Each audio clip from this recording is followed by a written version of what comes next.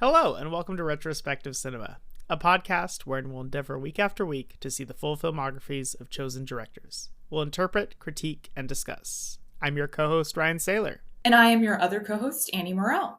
And this week, we will be taking a brief break in our journey through Osgood Perkins' filmography to return for the first time to Lynne Ramsay with her new film, Die, My Love. Here's a clip. Babies, though. Babies are hard. I don't think anybody talks about that enough. It's all anyone talks about. It changes you. I think I nearly lost my mind for the first 6 months. When do you think you'll be getting it back? That was, once again, from Die, My Love, in theaters now, if you're listening to this now, in the year 2025. So true. So true. Yeah, I'm really excited to talk about this one because I don't know how you feel about it, other than that I think it sounds like you are less of a fan than me. Mm-hmm. Yeah, I mean, I don't even think this is necessarily true, but the listeners of the podcast would assume that maybe on average I'm just more optimistic about films than you, because I think either we've both disliked something or I've liked it when you've disliked it. But yeah, from just our passing conversation, it sounds like you liked this, which would put you above it. Or put you above me regarding this film. So I guess we'll get into it in a second. First off, worth mentioning, we are a full spoiler podcast. So if you've ended up here just looking for vague thoughts on the film, this probably isn't the one for you. But if you're here and you're fine with spoilers, we're happy you're here. Yes, welcome. Welcome to our home. I mean, I kind of want to just throw out my main complaint and see what you're doing with it. Yeah, go for it. Because I think that would help me even begin to process this film. So yes, absolutely. There's craft here. The performances are great. From a filmmaking perspective, there's a lot to enjoy here and be impressed by. And not that, every film needs a point or anything like that, but I just didn't feel like this amounted to anything. I can see an argument for, neglect in relationships and just exploring that or something to that effect. But really, yeah, by the end of this film, I was emotionally exhausted, as I assumed the film intended. But I felt no new insights about anything or even why the movie was made. So yeah, what'd you make of this? To me, I think the easiest read is that it is a look into a woman who is dealing with postpartum psychosis, at the very least postpartum depression, but I do think it pretty clearly reaches the level of postpartum psychosis, which, for those that don't know, it's a pretty rare disorder, and it tends to occur in postpartum women who have at least a family history of mental illness, specifically bipolar disorder. And I'm just going to spit some facts about this because I do think it's important in understanding, at least like my perspective of the film. There are kind of three types of postpartum psychosis.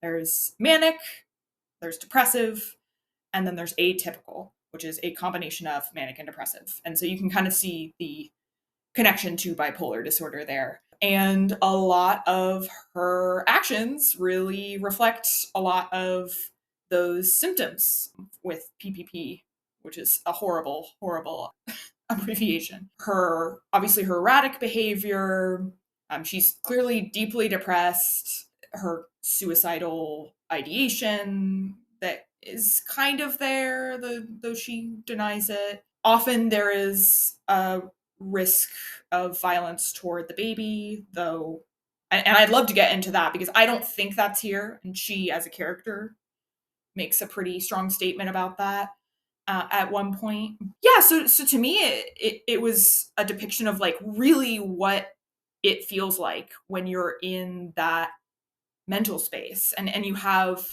all these people surrounding her who clearly don't understand what she's going through. Even like Sissy Spacek's character, Jackson's mother, Robert Pattinson's character named Jackson, a woman who has obviously gone through childbirth and has had to deal with her husband's own mental health and mental illness. Even her, she clearly is not quite understanding what is going on with Grace, played by Jennifer Lawrence. I think we as audience members are put into her position.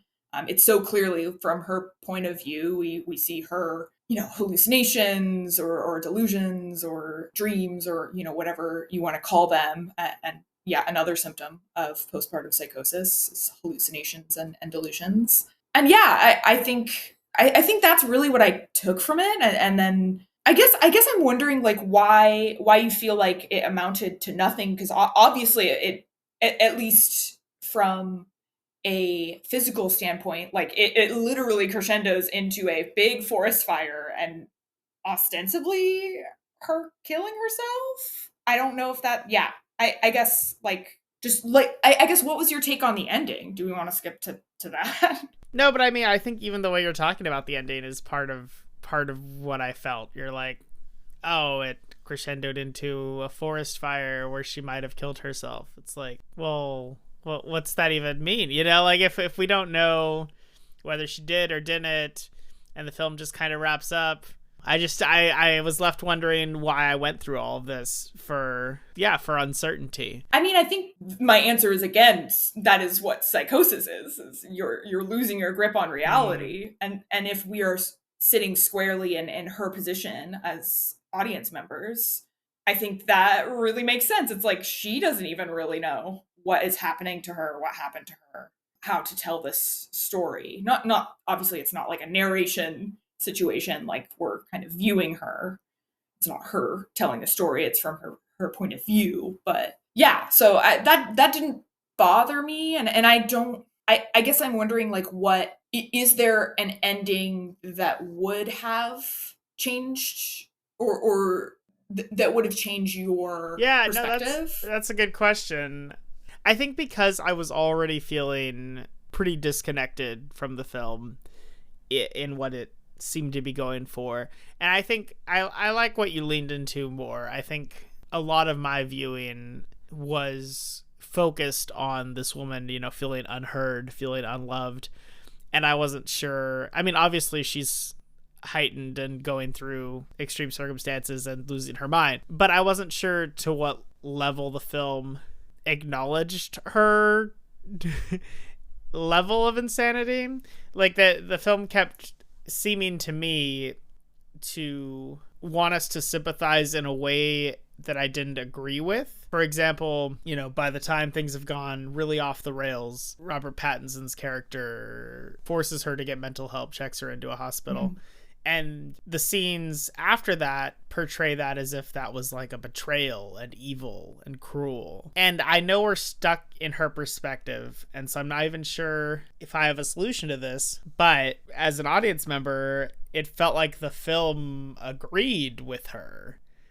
And at that point, I was just very confused about, what the film wanted me to take from all this. Because obviously she needed help. Like, obviously she should get committed, not permanently or anything, but that's not what they were doing. And so by the time we get to this ending, and I've already been just pretty confused about what the film thinks of all of this, for it to wrap up just kind of vaguely. I guess it's a symptom of the larger problem. Like, yes, I didn't need a larger statement in the final moment, but if I'm not going to get one in the final moment, I need one earlier, I think, because I genuinely don't know if the film, I don't know. I can't tell how much of the film is genuinely feeling for her versus almost like allowing her to do these things. Does that make sense? I think it does. I see what you mean about, it's like, yes, obviously she did need psychiatric help, especially at the point that he does bring her to the psychiatric hospital. But I'm thinking more of the steps that he took prior to that were just, I'm thinking of what I would do in that situation. Would I just kind of ignore her and be unable to communicate that there's clearly struggles happening both just within her and between the two of them, and then do nothing but take her to a mental hospital. Like, no, I would try other things first. Right. No, he's got major issues too. Yeah.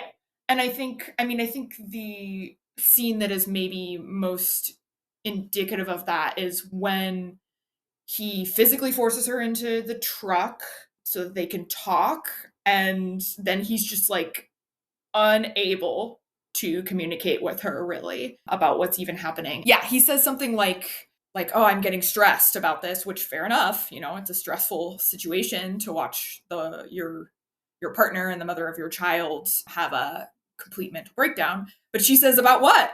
Because she just wants him to be able to say it, like, hey, clearly you're not doing well. Clearly you're having mental problems, something. And he literally does not answer her. He can't call her out. He can't verbalize that at all. And so to me, it's like the betrayal is that he was doing nothing. He wasn't listening to her. Like, he wasn't even listening to her about, like, hey, I want to have sex. Like, clearly that wasn't the only issue, but it was an issue for her that post birth. I have big thoughts on that whole plot line, but yeah, keep going. Okay, we'll get to it, because I do think it's pretty important to the plot. But clearly she is looking for physical connection, physical intimacy with him, and he won't even give her that. Yeah, he won't give her the physical intimacy that she's pretty blatantly communicating right that she needs. And so I think the betrayal comes from doing nothing and then going straight to the extreme of, like, someone else deal with her, fix her. Like, he never tried. He never tried. I think that's where the betrayal is, or how I view her thoughts on that is that he never really tried. He always just kind of ignored her or just foisted her onto someone else. Okay. No, I guess I should state, yes, Jackson as a character, obviously not equipped to deal with this, and also very unhelpful. But so going through a couple of things you said, that car scene, I couldn't focus the whole time because I was so aware of a contrivance that was happening, and I was waiting for it to pay off, and it did, where they had left the baby at home but taken the dog for no reason. So I was like, all right, well, let's crash this car so the dog can die, because clearly that's what needs to happen here, otherwise we wouldn't have the dog in this scene. And yeah, I was just so annoyed. Like, there was no reason to have the dog there from the character's perspective, especially if you're leaving the kid. So yeah, maybe things were happening in that scene. I couldn't focus. Then yeah, okay, the sex stuff, I know people hate this argument, but just for a second, flip the gender roles. If you had a movie where a guy is losing his mind and just the whole time begging his, like, despondent partner for sex, and she is not down, I mean, no one would be taking his side in that, I think it is impossible in this case to accurately switch the circumstances by gender. I understand what you're saying, but that's not what it is.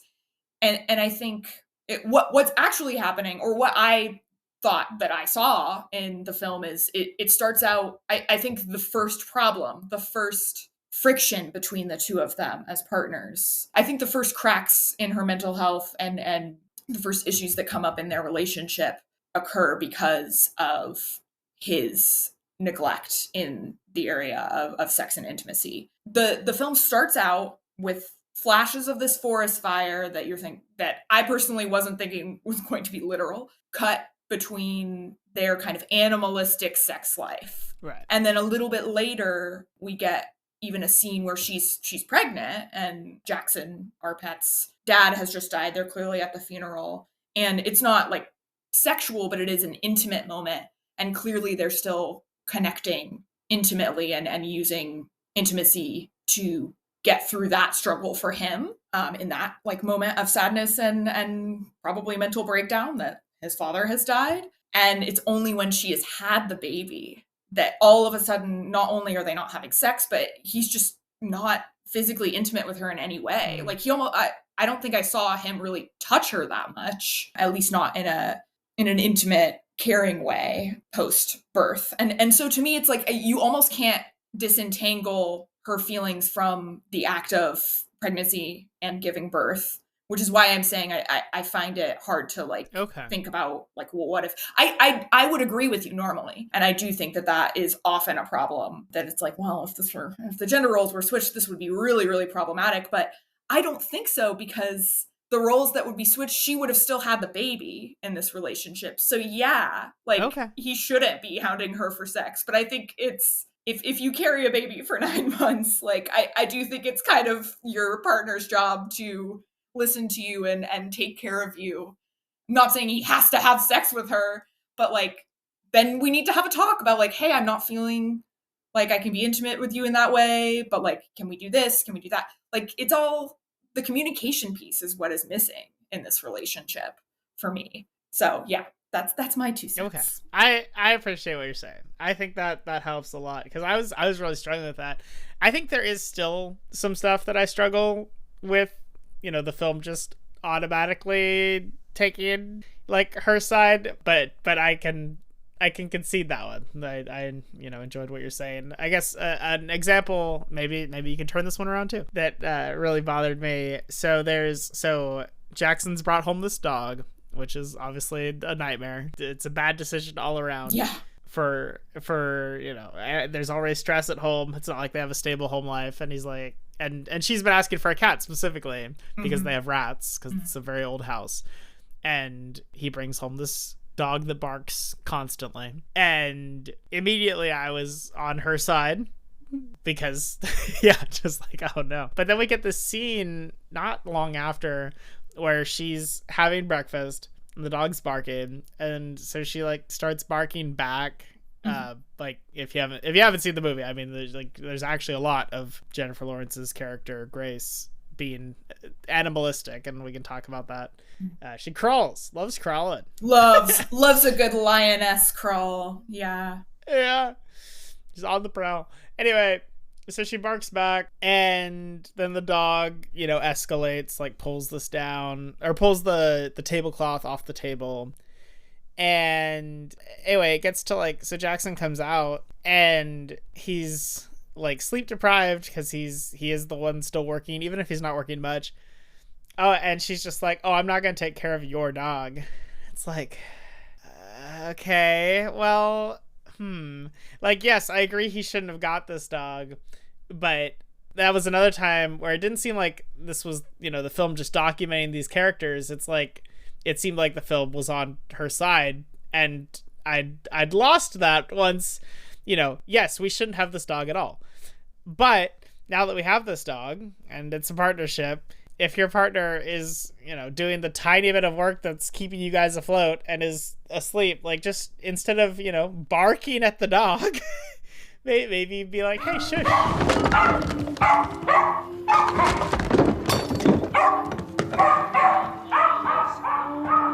Just gonna leave it? It's your girlfriend, you clean it up. Nice. You pissed on the floor, too. You should make better choices in who you bring home. Why are you mad at me? Why didn't you just let him out, you wet? He's not my problem. Maybe it would have done nothing, but yeah, just the fact that she's encouraging the dog to go crazy and then blaming him for it was just very annoying to me. But you're asking, I don't think it's saying like, yes. I don't think it's wanting the audience to agree with her actions on that. But I do think it's saying that like, this woman can't be expected to, what you're saying is very logical, and the state that she's in, especially by that point, is not one where she's going to be able to like fully contribute to their relationship, to their family, in the way that, yeah, of course you would want a partner to commit. And yeah, I do think overall the dog is sort of a wrench thrown in further by Jackson, because yeah, like you're saying, she was asking for a cat this whole time. It's like she's asking for a cat this whole time. What does he do? He brings home a dog. She's asking for physical intimacy. What does he do? He distances further. Like, he is just doing the opposite of what she is still able to communicate at that point that she needs at every turn. Mm-hmm. And so, yeah, I think I just have empathy for her in that. Do I think that's right? No, of course. I was very upset as someone who works with dogs and animals quite a lot to watch this woman just like barking back at this dog. No, that's not going to help. But she doesn't have the tools. She doesn't have the capacity in the state that she's in to be able to help the dog or Jackson. It is his turn to step up, I think is once again my view of that.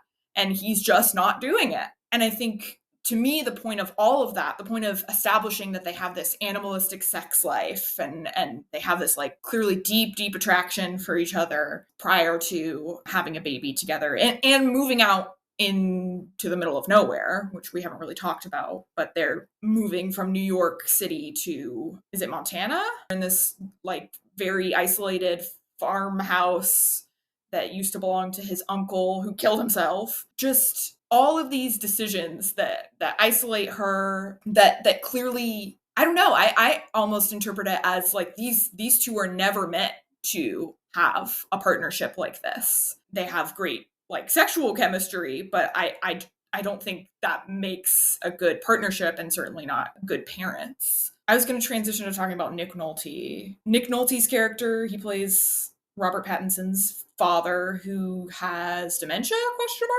Alzheimer's, somewhere in there. And to me, he's clearly the character that Grace connects with the most, because he is the closest to being on her level mentally. They have a beautiful, I think one of my favorite sequences in the whole film is when they dance together in the moonlight, Nick Nolte and Jennifer Lawrence.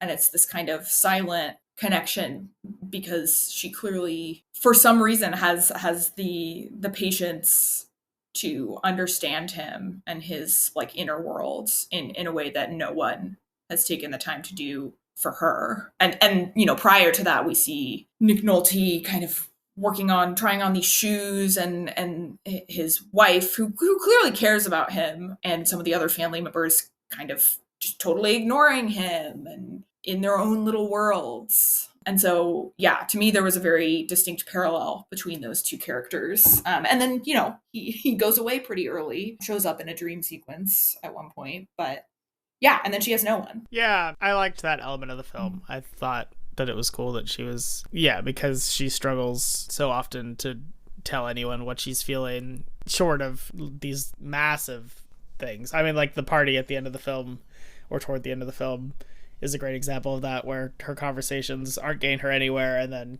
she goes off, and then it's not going to get her anywhere either. So I thought it was good that she had someone that she kind of could see herself in and figure out what's going on.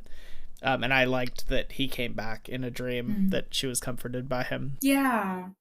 Which I guess, I don't know that this is totally at the forefront of the film, but because we're watching this around spooky season, and we've been doing all this Osgood Perkins and everything, I actually wondered if there was an argument for, the way she is and the way he is to be a manifestation of like a haunting almost, because they're staying in this house where this guy killed himself, right? Yeah, well, it's Nick Nolte's character's brother.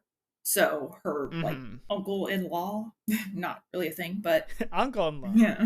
Anyway, I don't think the film entirely does a lot with it, but I was already thinking about that because they bring it up early that someone killed themselves in this house, and then she is visited by this man after he dies. So yeah. Well, and there's a kind of darkly comedic scene between her and Pam, Sissy Spacek's character, where Pam's like, oh, he was such a happy little guy, and Grace goes, he shot himself? It's like right. And that's that was a great microcosm for how everyone treats her. Like, clearly this woman has like a lot going on, and everyone kind of just wants her to be normal. Yeah and the early signs, it to me, it really makes me sympathize with her, because clearly the only time she ever gets any sort of attention is when she is at these extreme moments, is doing extreme things like running through a glass door or stripping down to her underwear and getting into a pool with a bunch of kids. And it's only then that anyone takes any action with her. Otherwise, it's just her isolated at home with her baby, Jackson coming home after he works, Jackson maybe having an affair. Do you, on that note, do you think Jackson was really cheating on her? I don't. It could go either way, but with how much she already is losing grasp on reality, I don't know, like she finds condoms at one point in the car and he's like, you've seen those before. And later in the film she says like, oh, we used to like always have sex in the car. So I think there's enough there that that's her just, you know, already feeling neglected. And then I mean she's having all these fantasies about cheating on him, and I think it's just going back that way. So I don't think he actually did, but I agree. I actually think we get pretty concrete evidence that it's probably all in her head. I don't know if you caught this, but there was a point he drops her off at the mental hospital, and then time passes and it seems like, oh, he's picking her up. He's got the baby and she's happy to see the baby, and then they have this like car ride home where she makes some comment about the music, like, oh, I love this song. And he's like, I thought you hated guitar. Because there's, you know, an earlier point where she's like, nah, I hate guitars. And she's like, no, I never, I said that? Crazy. And then it kind of devolves from there into the point where I took it, like, then she's back in the mental hospital. So I took that to be a hallucination on her part of like maybe longing to see her child, imagining what it's going to be like when she does get out of the mental hospital. And then also during that sequence, while they're in the car, she opens up the glove box to check for the condoms, and it's a different brand of condoms. But if that is a delusion, then to me, that almost confirms that he isn't cheating on her, which is, I don't know. I feel like that's almost worse for her. It's like, at least to me, it feels almost worse to have someone not want to be physically intimate with you and just be okay with that versus, oh, he's not wanting to be physically intimate with her because he's cheating on her and like getting that in another way. That feels worse. So I mean, I think I'm gonna disagree, but I see what you're saying. Just from a like desirability standpoint, I guess. Right. I mean, it's very strange from her perspective that they could go from what we see in the prologue, where they're just so into each other sexually, and they're just like on the floor and in all kinds of positions, and yeah, it's a fun prologue, to nothing. And so I think, yeah, she wants what you're saying, that like, oh, he must be getting that fulfilled from someone else, but it doesn't seem like he is. It seems like he just has lost all ability to even like have sexual desire, which, yeah, I mean, that happens also. Yeah, definitely. Going back to the dog, because we kind of talked a little bit about that, and oh man, we get quite a bit of Lynne Ramsay's love for just like dissonant sound. And the curtain shot was back for talking about the motifs. Yeah, but we, the dog obviously barking a lot, not well trained. And then after they get into the car accident, he gets injured, and so he's whining constantly through the night, and it kind of escalates to the point where Grace is going to take care of the dog. And it's pretty clear to me, and Jackson even says something about like, oh, I'll take him to the vet to get help tomorrow. And she's just kind of like, no, I need this to be done now. And so she ends up taking the dog out and shooting it, putting down the animal, who probably could have been saved. To me, I'm interested to know what I have an interpretation of what that might mean in relation to especially Grace, but did that mean anything to you? Did you get anything from that? Are you saying you had like a symbolic reading of the scene? Yeah. Okay, yeah, what you got? To me, it's wanting the pain to be over now rather than doing the hard work of healing long term. It's almost like she was putting herself down in a way. And it lines up with her suicidal ideation of just, yeah, I just want this to stop. And the easiest and quickest way is to shoot the dog. It is possible to take the dog to get healed slowly, but yeah, it's the like immediacy of that solution appears to be important to her. Okay. Yeah, no, I mean, I think that's fair. She's not big on slow repairs, for sure. The one that most got me was when she locks herself in a room but just starts clawing the walls. Oh, yeah. It's not good. Not good. Well, yeah, and that's the thing. It's like, even at the point that he's taking her to the hospital, like, it should have been far. And I understand that. I have a lot of empathy for, of like, this feels like a really extreme move, and I don't want to do this to my partner. I don't want it to get to this point. but at the same time, there were so many other points. Right. Yeah, I like all the baking references. She's clearly not like a natural mother. Right. I think is another element of this, because she has the store-bought cake.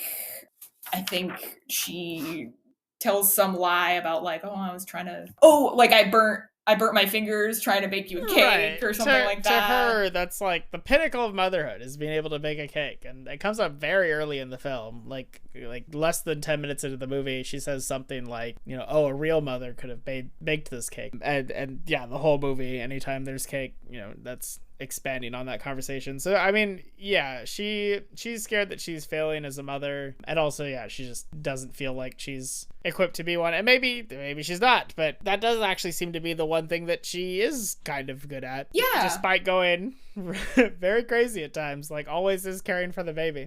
She even says, I don't have a problem attaching to my son, it's everyone else. Right. Which I think is accurate. I think she is self-aware in that way. But it does, like, she does ultimately make a cake at the end.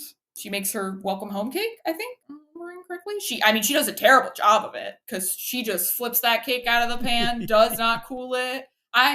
This is my big issue with the film. No, not actually, but one fun thing that I learned, I did not read the novel, but the book's title is Die, My Love, whereas the film's title is just one statement, Die, My Love. A small change, but it does change it. I don't know, it just changes the pacing of the statement. And I just wanted to know if you had seen that or what you thought of that. I think what I clocked, I didn't see the difference between the novel and the film title, but I clocked that I think I saw a few posters that had a comma, but most of them didn't have a comma.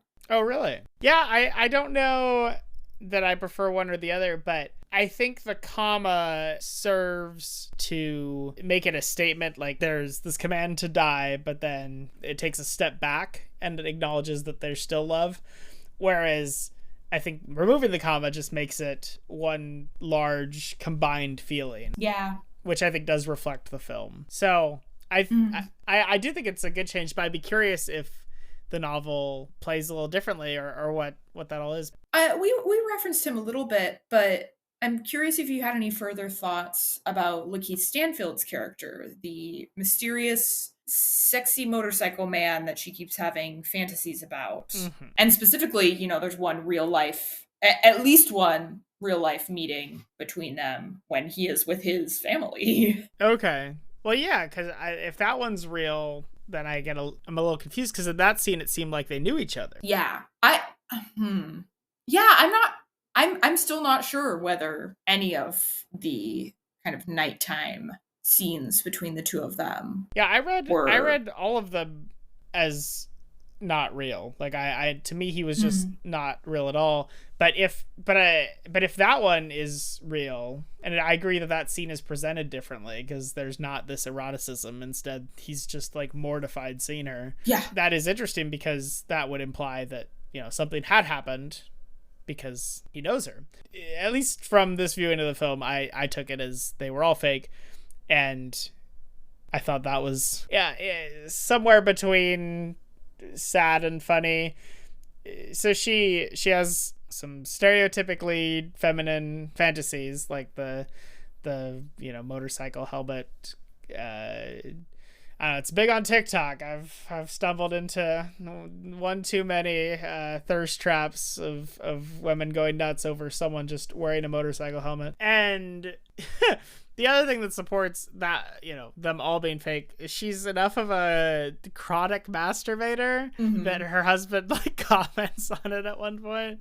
Yeah, and she fires back, well, maybe if you touch me. But yeah, I mean, imagine how much do you have to be masturbating for your partner to say, like... Well, and who knows, maybe it's that she's doing that like while he's around to spite him, like specifically making sure that he's home when she's engaging in masturbation. And but briefly going back to the one like plausibly real scene with Carl Lakeith Stanfield's character. I do think there's a world where she is acting so familiar and he's freaked out because like he doesn't know her, but it kind of looks maybe to his wife like he does. Oh, okay. And so he's kind of like, I don't want my wife to think that this is some woman that I've cheated on her with, or you know, I can see that being a justification for his behavior, because I agree that's the one bit that makes me question that it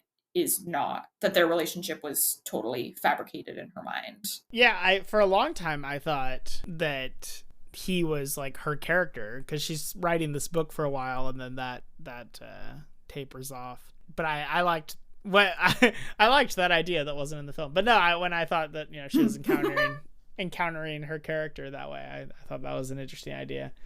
But then yeah, he turned out to be someone that maybe she has seen at some point, or at least has seen from a distance. Yeah, I don't know. Do you want to talk about the writer's block? Did that amount to much for you?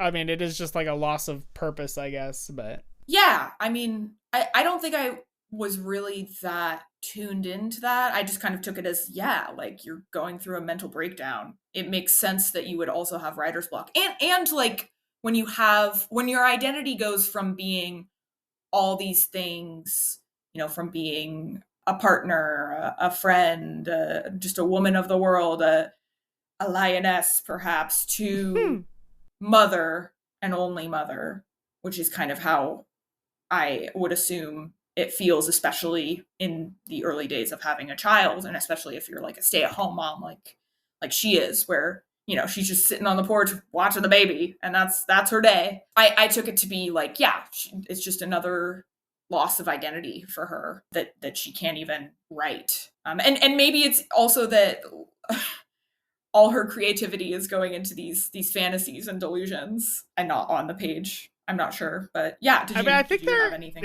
I think there is a tiny piece there, because that is what Jackson says, is like, if you would stop touching yourself and write, or like he says, like if you put that much energy into it, or something like that.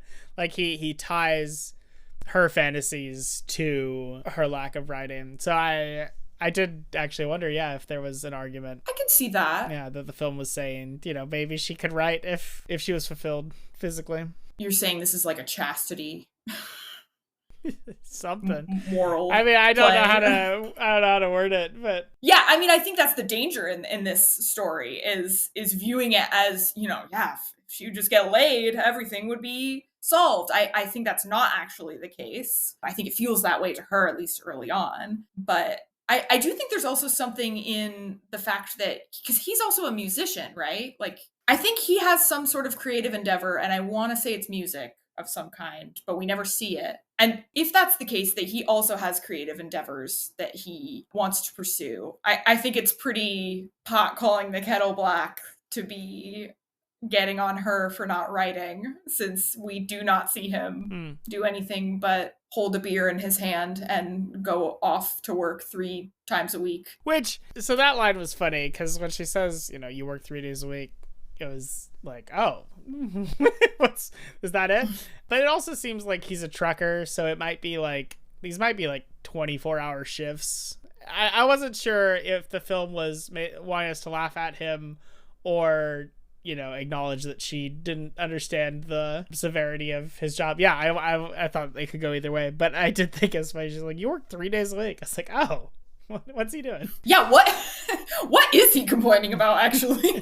But yeah, the one time we see him, he's in like a different state, and it's like, you know, the wee hours of the morning. So I assumed his job is like a truck driver of some kind. Yeah, well, and there's that, she has that paranoid delusion that he's clearly, they have a brief conversation on the phone when he's at a diner, and he calls the waitress baby at one point, and that leads her to have a delusion about him sleeping with this waitress. So yeah, I think pretty established that he is some sort of like longer haul truck driver. Yeah. Oh, also I did like that I didn't really clock that we didn't know the baby's name until the very end when it's finally revealed. Did you catch? I know, I did catch that, because at one point they say, like, oh, does he have a name? And she says no.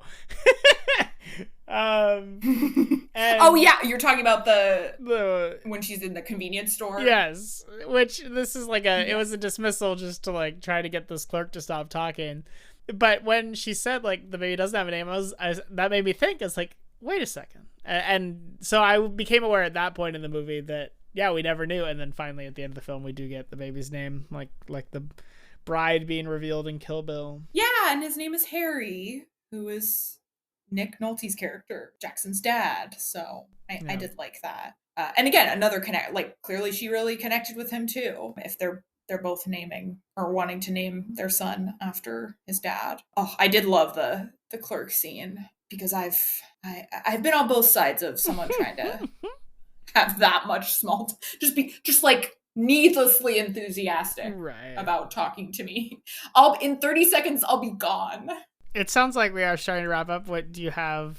Anything else you want to talk about? I have a little note about a possible like Madonna horror complex between the two of them. When you think about like, you know, before she becomes a mother, it's like she's the sex object to him, and then when she has the baby, he's not attracted to her for some reason, or is having, you know, personal struggles, and so I think there's something there as well. I don't know. I think overall, as we are wrapping up, as I said at the beginning, I think this is mainly about postpartum psychosis, you know, but I also think it's kind of proposing that like not everyone is meant for the traditional family life.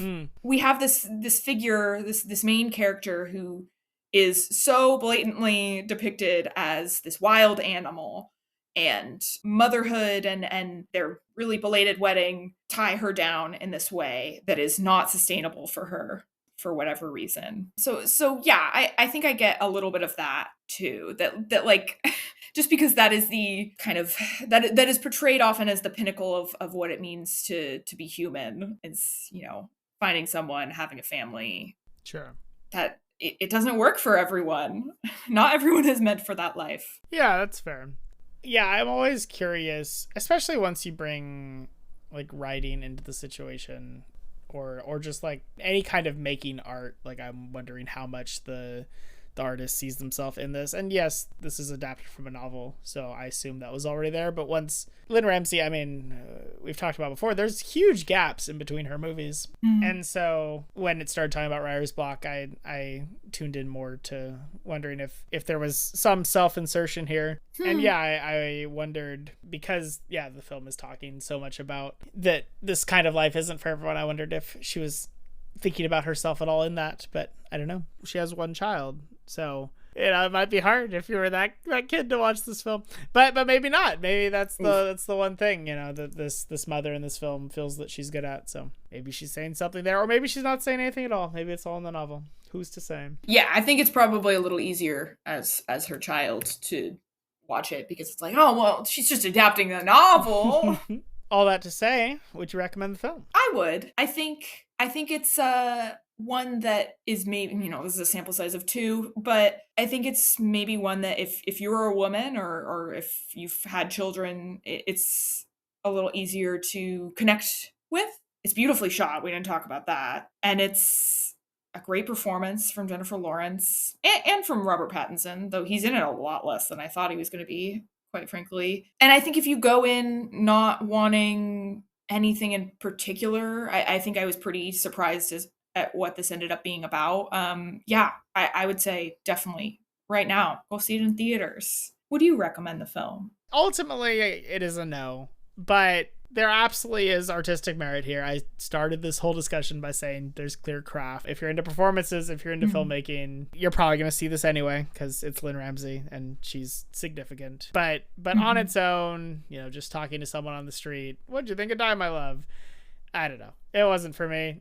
I'm too confused by the film's opinion on things, and I think certain moments are so contrived that I just couldn't look past it. So though there is a lot of artistic merit here, I'm gonna say no. Super fair. And I think, you know, a cursory glance at Letterboxd and reviews from critics, I think it is kind of a mixed reception for this. There are people who it really resonates with, and there are people who are are having a lot of the same issues that it sounds like you had with it. And that's super fair. I definitely think it's an acquired taste. Yeah, if people were looking for a sexy romance, this is which is kind of how some of the ads were. That's my problem, is that I just, I came for the sex, and there's I didn't even see a trailer. I knew nothing going into this movie. Yeah, and I'm not saying you, obviously. But yeah, I do think that's why some people kind of showed up. Okay. They wanted to see Katniss and sparkly vampire man. Edward. I was never a Twilight person. Edward. They wanted to see them bang, and so did her character. They have something in common with Grace. That's why he's cast, so that the audience can really empathize with that feeling of sex. Coming up on the show next week, we have another new release. We're going back to Osgood Perkins to see his new film Keeper, which I'm quite excited about. I think he really grew on me across the run, so we'll see what he has next. Yeah. I have no idea what that one's about. Speaking of not having seen a trailer. Yeah, I saw a poster. We have, if you agree, disagree. I'm especially interested on this one because, we have different takes. So write in telling me, why I'm wrong and or why Annie's wrong. We have an email. Only write in to me if you think I'm right. Oh, there you go. I don't want to hear your discourse. Just kidding. We have an email, retrospectivecinema.podcast@gmail.com. We have TikTok and Instagram at retro_sin, CIN. Instagram's been more, schedule, engagement, that kind of stuff. And TikTok's been short form content on mostly newer films. I've gotten behind because October at work was brutal, but I will try to post more. I think you're posting today, you said, yeah? I was going to try catch my Begonia review and go see Begonia. My goodness. Just so many options right now. It's Oscar bait season, and so you really can just show up to the theater and pick something blindly and see something interesting and challenging. So yeah, it's interesting time for theaters. Predator Badlands is out, having one of the best releases for that series ever. I think it is the best release. And then Sydney Sweeney continues to never draw a box office crowd again, with Christie being in the top 10 lowest debuts for a 2000 screened movie ever. So yeah, I saw that. Woof. I also have a letterbox at Ryan Loves Film. And so do I, at Annie Morrell. Go check it out. I'm kind of caught up. It's kind of amazing. There you go. Go see what I've been talking about. Yeah, and whatever you're watching, whatever you're checking out in your local theater, happy watching.